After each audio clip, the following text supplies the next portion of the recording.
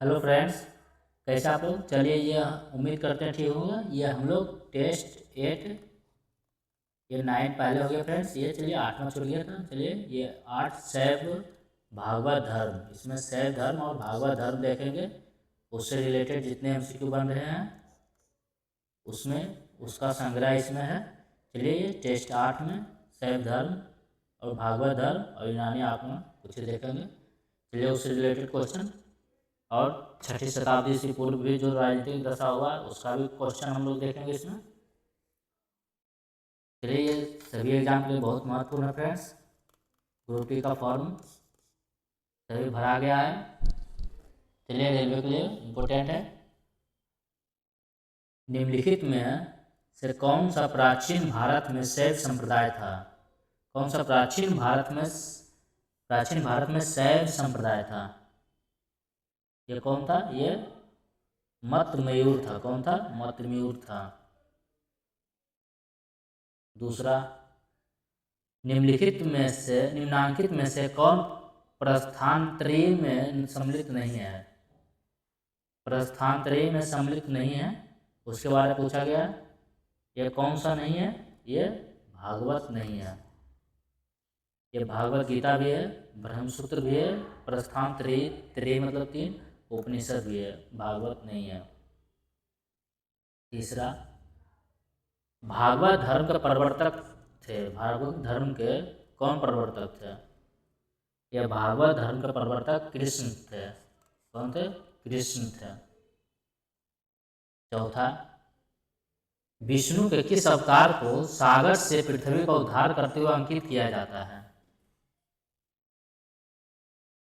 विष्णु के किस अवतार को सागर से पृथ्वी का उद्धार करते हुए अंकित किया गया है? मतलब जो पृथ्वी को अपने मुंह पे या सूल पे बोलिए धारण किए हुए, ये बरहा अवतार। कौन सा राइट आंसर हो जाएगा इसका? बरहा अवतार।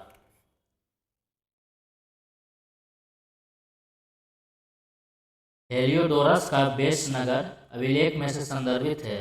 हेलियोडोरस का बेस नगर किस अभिलेख में संदर्भित है? यह केवल वासुदेव से। रामायण के किस कांड में राम और हनुमान की पहली भेंट का वर्णन है? राम जी और हनुमान जी का प्रथम भेंट कहाँ हुआ था? किस कांड में है वो? किष्किंधा कांड, सुंदर कांड, बाल कांड या कोई नहीं? ये किस कांड में है? ये किष्किंधा कांड में, जहाँ पे सुग्रीव को जिताते हैं बाली को मारकर। किष्किंधा राजधानी था उसका। चलिए आगे। 7वां, वासुदेव कृष्ण की पूजा सर्वप्रथम किसने प्रारंभ की? वासुदेव कृष्ण की पूजा सर्वप्रथम किसने प्रारंभ की? ये भागवतों ने, भागवत धर्म के ये स्थापना किए थे, मतलब शुरू किए थे। प्राचीन के भारत के विश्वोत्पत्ति विषयक धारणाओं के अनुसार 4 युगों के चक्र का क्रम किस प्रकार है? 4 युग है। 4 युग का चक्र किस प्रकार है? ये कृत, त्रेता, द्वापर और कलयुग। मतलब कृत वही सतयुग, त्रेता युग, द्वापर और कलयुग, यही इसका सही है। निम्नलिखित में से कौन अलवार संत नहीं था? मतलब अलवार संत इसमें से नहीं है, मतलब 3 है और 1 नहीं है। ये पोइगई भी है, तिरुज्ञान नहीं है, यही राइट आंसर है। पूरम है, तिरुमंगई है। 10वां, मिलान करना सूची 1 से सूची 2 को। जैन धर्म, हिंदू धर्म, इस्लाम धर्म, ईसाई धर्म। चलिए मिलाते हैं। जैन धर्म, जैन धर्म क्या होगा? पावापुरी। हिंदू धर्म हो जाएगा वाराणसी।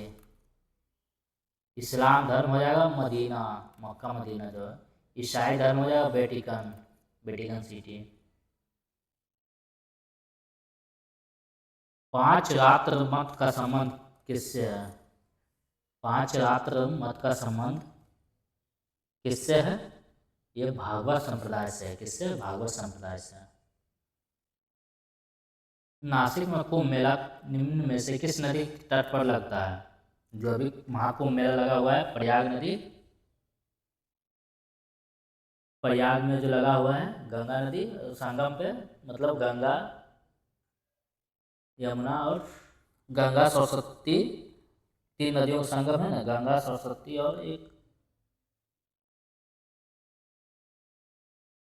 त्रिवेणी जिसको कहा जाता है।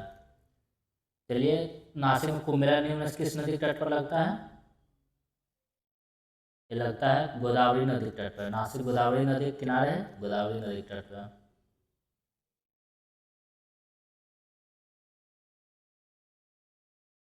गंगा यमुना सरस्वती जो है तीन नदियों का संगम। पुरी में रथ यात्रा किसके सम्मान में निकाली जाती है? पुरी में रथ यात्रा किसके सम्मान में निकाली जाती है? यह भगवान जगन्नाथ का।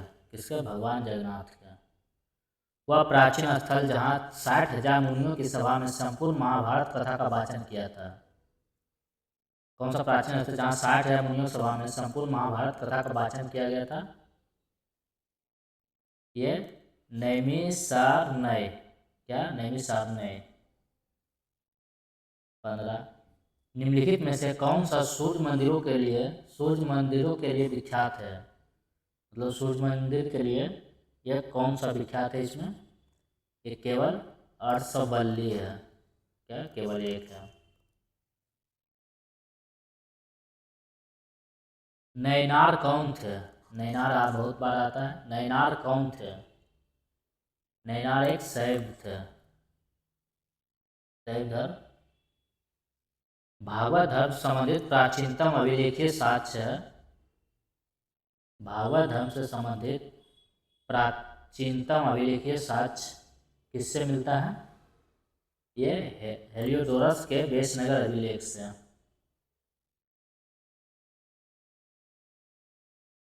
अर्धनारीश्वर मूर्ति में आधा शिव तथा आधा पार्वती प्रतीक है। किसका प्रतीक है?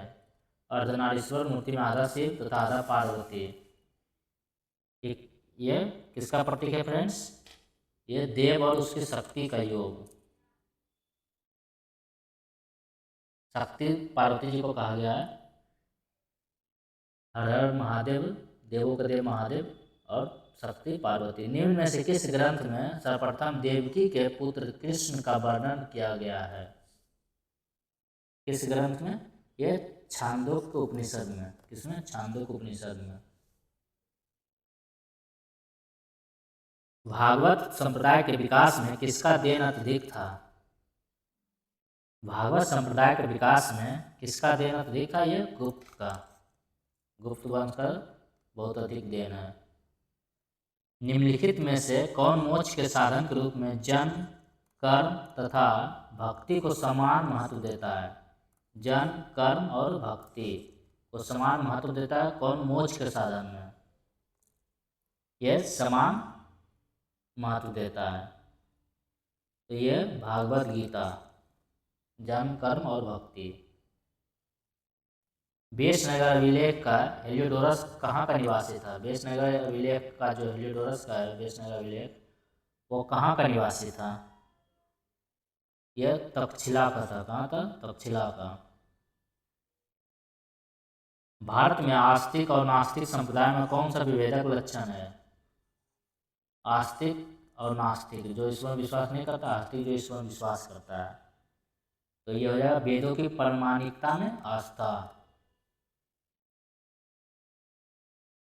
भागवत संप्रदाय में भक्ति के रूपों की संख्या कितनी है? भागवत संप्रदाय में भक्ति के रूपों की संख्या ये कितनी है? 9 है। भागवत संप्रदाय में भक्ति के रूपों की संख्या कितनी है? भक्ति के रूप 9 रूप है। चलिए, ये शैव संप्रदाय से हो गया, शैव धर्म से। अब हम लोग इसके आगे, ये शैव और भागवत धर्म हो गया। अब 6ठी शताब्दी में राजनीतिक जो दशा हुआ उसका क्वेश्चन देखते हैं।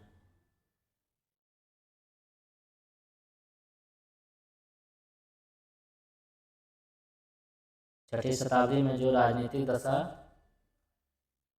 जो उससे उत्पन्न हुआ जितना क्वेश्चन उस पर आधारित है, MCQ है। चलिए उसको देखते हैं। छठी सदी ईसा पूर्व के दौरान बड़े राज्यों के उदय का मुख्य कारण क्या था? बड़े राज्यों के उदय का मुख्य कारण था उत्तर प्रदेश और बिहार में व्यापक पैमाने पर लोहे का उपयोग। क्या था? लोहे का उपयोग उत्तर प्रदेश और बिहार में व्यापक पैमाने पर हो रही। वज्जी सभा के विरुद्ध मगध राज के किस शासक ने प्रथम बार रथ मूलक, एक ऐसा रथ जिसमें गदा जैसा हथियार जुड़ा था, तथा महाशिला कंटक, पत्थर फेंकने वाला एक युद्ध यंत्र नामक गुप्त हथियार का प्रयोग किया गया? ये अजातशत्रु के विरुद्ध। छठी शताब्दी ईसा पूर्व के 16 महाजनपदों के विषय में निम्नलिखित में से किस बौद्ध ग्रंथ में सूचना मिलती है? 16 महाजनपदों के विषय में किस बौद्ध ग्रंथ में सूचना मिलती है? यह अंगुत्तर निकाय। अंगुत्तर निकाय किससे? बौद्धों से संबंधित है। नंद वंश के पश्चात मगध पर किस राजवंश ने शासन किया? नंद वंश के पश्चात मगध पर यह आ गया था कौन? मौर्य आ गया था। चंद्रगुप्त मौर्य ने धनान को हराकर मौर्य वंश की स्थापना किया था। निम्नलिखित में से कौन सा ईसा पूर्व छठी शताब्दी में प्रारंभ में भारत का सर्वाधिक शक्तिशाली नगर राज था? प्रारंभ में सबसे शक्तिशाली नगर राज था यह तो कौन सबसे ज्यादा मगध ही रहा है। मगध में ऐसा मगध शक्तिशाली रहा और यहाँ का राजा भी सब शक्तिशाली पैदा हुआ था। निम्न में से किन ग्रंथों में, चाहे वो बुरा हो चाहे वो अच्छा हो, किन ग्रंथों में प्राचीन भारत के 16 महाजनपदों पोरस महाजनपद की सूची मिलती है? उससे मिलान करना है। ये मतलब कौन सा सही है? 16 महाजनपदों की सूची मिलती है, ये कौन सा सही है वो चूज करना है।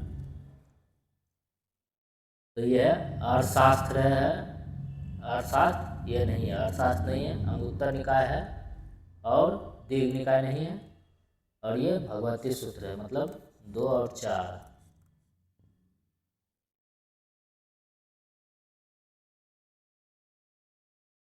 सूची 1 से सूची 2 को मिलाना है। ये उत्तर प्रदेश के अधीन जनपद जो था, उत्तर प्रदेश में ये सब जनपद था और ये राजधानी उसका है, उसको मिलाना है। तो कुरु है का राजधानी इंद्रप्रस्थ।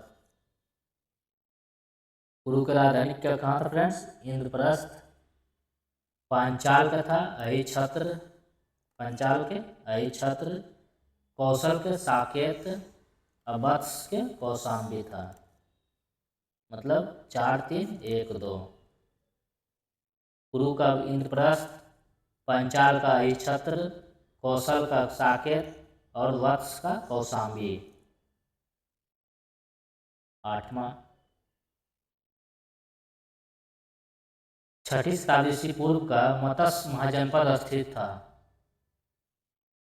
मत्स्य महाजनपद था राजस्थान में। कहाँ? राजस्थान में। निम्न में से कौन सा युग उपयुक्त जोड़ी है? उपयुक्त जोड़ी है ये चेतक लिच्छवी।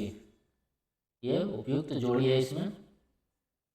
आइए 10वां की ओर। चंपा किस महाजनपद की राजधानी थे? बताइए। यहाँ का राजा कौन था जिसको दुर्योधन ने राज दिया था, राजा बनाया था?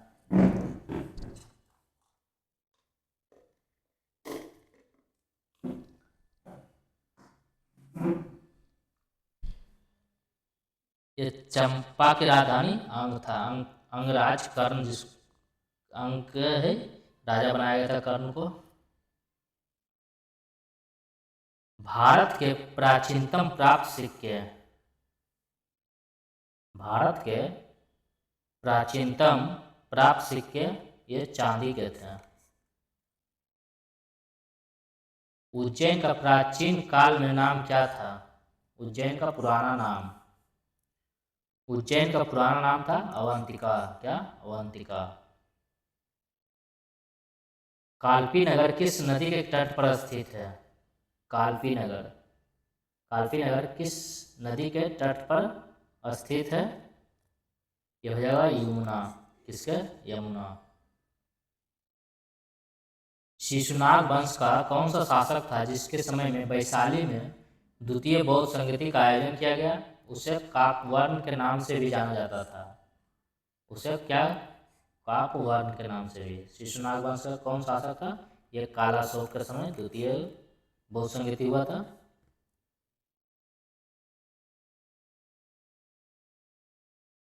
निम्न राजाओं पर विचार कीजिए।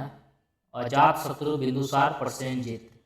ये कौन कौन बुद्ध के समकालीन था उसके बारे में कहा गया है। बुद्ध के समकालीन अजात शत्रु था और प्रसेनजीत था, ये बिंदुसार नहीं था। 1 और 3 ही। पाटलिपुत्र के संस्थापक कौन था? यह आसान है लेकिन बहुत बार पूछता है, खासकर बीपीएससी में तो और ज़्यादा। पाटलिपुत्र के संस्थापक कौन थे? ये उदयन थे। कौन? उदयन। अभिलेखीय साक्ष्य से प्रकट होता है कि नंद राजा के आदेश से एक नहर खोदी गई थी। नंद राजा के आदेश से एक नहर कहाँ? जिसको अशोक ने लास्ट में जीता और फिर बौद्ध धर्म अपना लिया, ये कलिंग, उड़ीसा। ईसा पूर्व 6ठी सदी में विश्व की प्रथम गणतंत्रात्मक व्यवस्था कहाँ थी? विश्व की प्रथम गणतंत्रात्मक व्यवस्था ये अपना वैशाली बिहार। आइए 19। निम्न मगध राजवंशों को कालक्रम अनुसार व्यवस्थित करना है। पहले कौन सा वंश आया था? देखिए, पहले तो ये हर्यक वंश ही आया था। पहले हर्यक वंश आया था, उसके बाद फिर आया था नंद वंश। नंद वंश से आया था फिर ये मौर्य वंश, जिसको चंद्रगुप्त मौर्य ने धनान को हराकर मौर्य वंश का स्थापना किया था। फिर मौर्य वंश के बाद आया शुंग वंश। पुष्पभूति शुंग ने इसके लास्ट राजा बृहद्रथ की हत्या कर दिया था और शुंग वंश की स्थापना किया था। तो ये लास्ट हो जाएगा, मतलब 4 1 3 2। चलिए आइए 20 चलते हैं। मगध के किस प्रारंभिक शासक ने राज्यारोहण के लिए अपने पिता की हत्या की एवं स्वयं इसी कारणवश अपने पुत्र द्वारा भी मारा गया? मुगल साम्राज्य में भी यही हाल हुआ और यहाँ भी ये हो जाएगा अजातशत्रु। किससे? अजातशत्रु।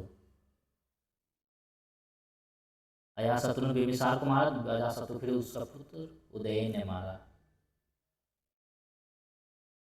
6ठी शताब्दी से पूर्व में सुक्तिमती राजधानी किसकी थी? सुक्तिमती राजधानी थी किसकी थी? सुक्तिमती राजधानी ये था चेदी की। किसकी?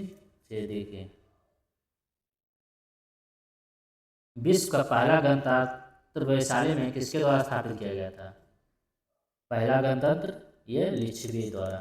किसके द्वारा? लिच्छवी द्वारा। आइए सूची 1 से सूची 2 को मिलाना है। ये प्रधौत क्या है? अवंती का। ये प्रधौत कहाँ का राजा था? अवंती का। उदयन कहाँ था? अपना मगध पाटलिपुत्रा। प्रसेनजीत किसका था? ये प्रसेनजीत कौशल का था। और अजातशत्रु, ये अजातशत्रु हो जाएगा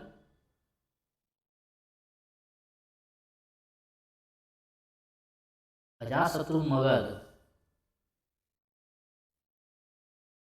प्रधौत अवंती, ठीक है। उदयन वत्स का था। उदयन वत्स का, उसके बाद पाटलिपुत्र था में क्या था? ये 23 का यही हो जाएगा।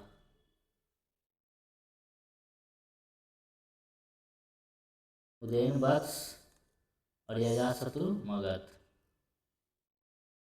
3 2 4 1। निम्नलिखित कथन ए और बी को चूज करना कौन सा सही है? विश्व के सभी भागों में ईस्वी पूर्व 6वीं शताब्दी एक महान धार्मिक उथल पुथल काल था। क्या ये सही है गलत है? ये सही है। वैदिक धर्म बहुत जटिल हो चुका था, ये भी सही है। अर्थात 1 और 2 दोनों सही है। 25 शिशुनाग ने किस राज्य का विलय मगध साम्राज्य में नहीं किया? शिशुनाग ने किस राज्य का विलय मगध साम्राज्य में नहीं किया? ये अवंती का नहीं किया। किसका? अवंती का। काशी और लिच्छवी का विलय मगध साम्राज्य में किसने किया था? काशी और लिच्छवी का विलय मगध साम्राज्य में ये किसने किया था? अजातशत्रु ने। गौतम बुद्ध के समय का प्रसिद्ध वैद्य जीवक किसके दरबार से संबंधित था? यह था बिंबिसार के दरबार में। कि अपने जीवक को कितना बार भेजा उपचार के लिए। प्रथम मगध साम्राज्य का उत्कर्ष किस सदी में हुआ था? प्रथम मगध साम्राज्य का उत्कर्ष किस सदी में हुआ था? यह 6ठी सदी ईस्वी पूर्व में। मालवा क्षेत्र पर मगध की सत्ता का विस्तार निम्न में से किस शासनकाल में हुआ था? मालवा क्षेत्र पर मगध की सत्ता का विस्तार किसके शासनकाल में हुआ था? यह शिशुनाग के काल में। किसके? शिशुनाग। मगध का कौन सा सम्राट अप्रो परशुराम के नाम से जाना जाता है? अप्रो परशुराम। कौन सा सम्राट अप्रो परशुराम के नाम से? ये हो जाएगा महापद्मानंद को। नंद वंश का संस्थापक भी था। राजा नंद का उल्लेख किस अभिलेख में मिलता है? राजा नंद का उल्लेख खारवेल के हाथी गुम्फा अभिलेख में। किसमें? खारवेल का हाथी गुम्फा अभिलेख में। मगध की राजधानी कौन सी थी? मगध की राजधानी गिरिब्रज राजगिरा। पाली ग्रंथों में गांव के मुखिया को क्या कहा गया है? पाली ग्रंथ में गांव के मुखिया को क्या कहा गया है? ये भोजक या ग्राम भोजक। याद रखिएगा, पाली ग्रंथ में भोजक या ग्राम भोजक गांव के मुखिया को कहा जाता था। किस प्रकार का मृत भांड पोटरी भारत में द्वितीय नगरीकरण शहरीकरण के प्रारंभ का प्रतीक माना गया? शहरीकरण या नगरीकरण के प्रारंभ का प्रतीक माना गया। ये उत्तरी काले पॉलिशकृत बर्तन। पाटलिपुत्र को किस शासक ने सर्वप्रथम अपनी राजधानी बनाया? पाटलिपुत्र को चंद्रगुप्त मौर्य ने सर्वप्रथम अपनी राजधानी बनाया। मगध की प्रारंभिक राजधानी कौन सी थी? मगध की प्रारंभिक राजधानी राजगीर गिराबिज, बाद में पाटलिपुत्र बनाया था। अभिलेखीय साक्ष्य से प्रकट होता है कि नंद राजा के आदेश से एक नहर खोदी गई थी। अभी पढ़े थे नहर कहाँ? ये कलिंग में महापद्मानंद ने खुदवाया था।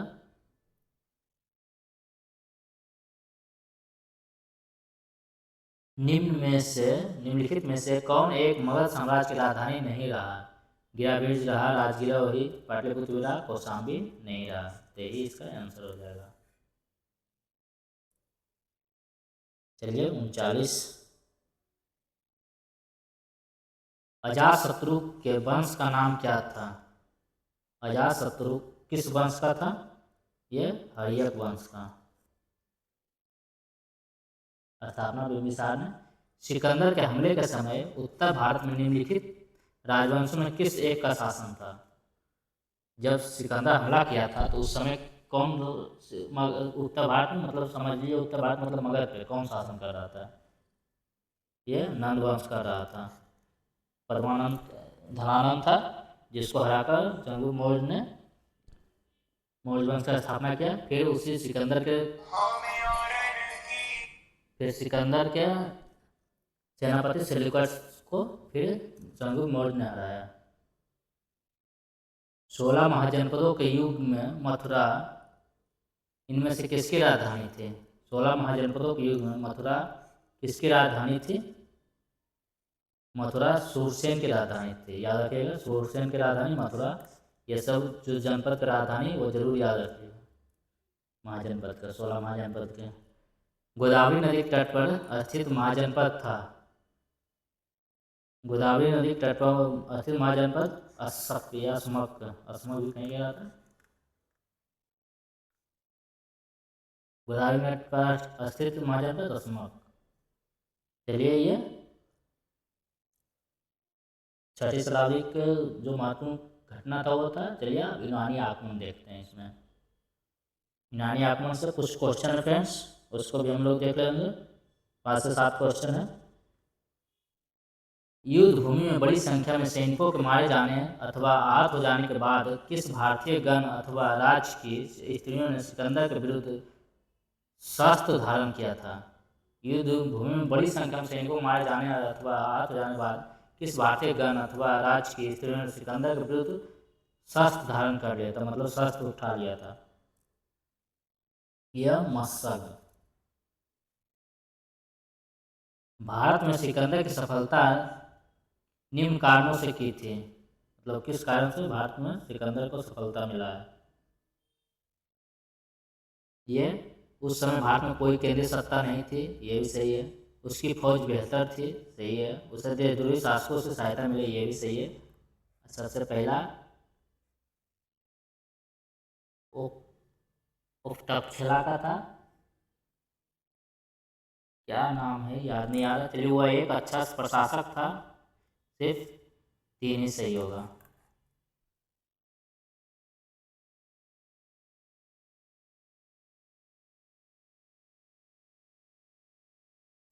निम्नलिखित में से मगध का कौन सा राजा सिकंदर महान का समकालीन था? सिकंदर महान का समकालीन यह धनानंद था। कौन था? धनानंद था।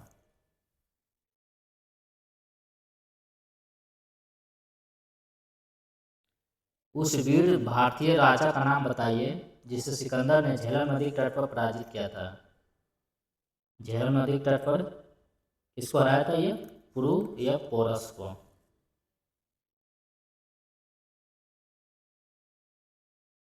निम्नलिखित में से कौन सिकंदर के साथ भारत में नहीं आया था? सिकंदर के साथ भारत में नहीं आया था, डायमेकस नहीं आया था, निर्याकस आया था, आनोसिक्रेटस भी आया था, अरिस्टोब्यूलस भी आया था। निर्याकस, आनोसिक्रेटस, अरिस्टोब्यूलस। सिकंदर के हमले के समय उत्तर भारत पर निम्नलिखित राजवंशों में किस एक का शासन था? अभी देखे थे किसका शासन था? नंदवंश। नंदवंश का ये ABC नंदवंश का था, जो धनान शासक था। निम्नलिखित कथनों पर विचार करना है, कौन सा कथन सही है? कथन और कारण दिया गया है, मतलब कौन कौन सही है। लगभग 2 वर्ष के अभियान पश्चात सिकंदर महान 325 ईस्वी पूर्व में भारत छोड़ दिया, सही है। वह चंद्र मौर्य से पराजित हुआ, नहीं, गलत है। वो तो पोरुराज पोरस को हराया था, मतलब ये सही है और गलत है। यही इतना ही। चलिए फ्रेंड्स, ये आगे मौर्य साम्राज्य का हम वीडियो पहले ऑलरेडी आ चुका है। चलिए उसके बाद मौर्योत्तर काल करेंगे। चलिए ये 8वां टेस्ट है फ्रेंड्स, ये 9 टेस्ट पहले तो अपलोड हो गया। चलिए कोई बात नहीं, आप लोग टेस्ट से मतलब है, टेस्ट देखिए और दीजिए, और आप अपने क्वेश्चन का ध्यान से देखिए, याद रखिए। देखिए 325 पूर्व में ये छोड़ा था। चलिए फ्रेंड्स, फिर मिलते हैं अगले वीडियो में। वीडियो को लाइक कर दीजिए और सब्सक्राइब जरूर कर दें। धन्यवाद।